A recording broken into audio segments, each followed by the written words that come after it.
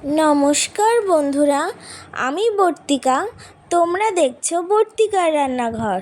আজ তৈরি করব বেল দিয়ে 2 রকমের শরবত। তাহলে তোমরা দেখতে থাকো। প্রথম শরবতের উপকরণে রয়েছে বেল, ঠান্ডা জল, চিনি এবং বিট লবণ। এবার বেলের খোসা থেকে বেলটা ভালো মতো ছাড়িয়ে নিতে হবে। দেখো আমি যেভাবে ছাড়িয়ে নিচ্ছি। এবার খুবই সামান্য জল দিয়ে বেলটাকে ভালো করে নরম করে নিতে হবে। দেখো আমি যেভাবে অল্প অল্প জল দিয়ে ভালো করে নরম করে নিলাম, ঠিক তোমরা সেভাবেই বেলটাকে নরম করে নেবে। এইবার শরবতের পরিমাণ অনুযায়ী ঠান্ডা জল দিয়ে দেবে। দেওয়ার পর বীজগুলোকে ভালো করে হাতের সাহায্যে বের করে নিতে হবে। দিয়ে দিলাম 2 চামচ চিনি, সামান্য বিট লবণ। ভালো করে চিনিটা শরবতের সাথে মিশিয়ে নিলেই তৈরি হয়ে যাবে বেলের শরবত।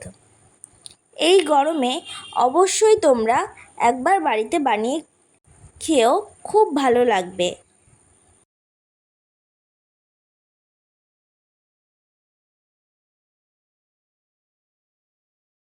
বেলের দ্বিতীয় শরবতটি তৈরি করার জন্য উপকরণে নিয়েছি বেল, 2 কাপ গরুর দুধ, কাজু বাদাম আর চিনি।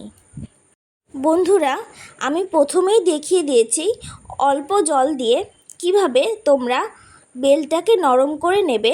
ঠিক সেইভাবেই নরম করে নেওয়ার পর দিয়ে দিলাম 2 কাপ পরিমাণ দুধ এবং ভালো করে হাতের সাহায্যে বীজগুলো বের করে নিতে হবে, না হলে শরবতটা খাওয়ার সময় মুখে বীজ পড়লে তিতো লাগতে পারে।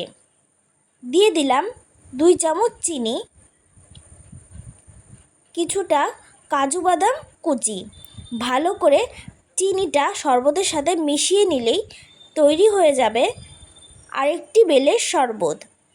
কেমন লাগলো বন্ধুরা আমার দুটো রেসিপি? অবশ্যই জানাবে।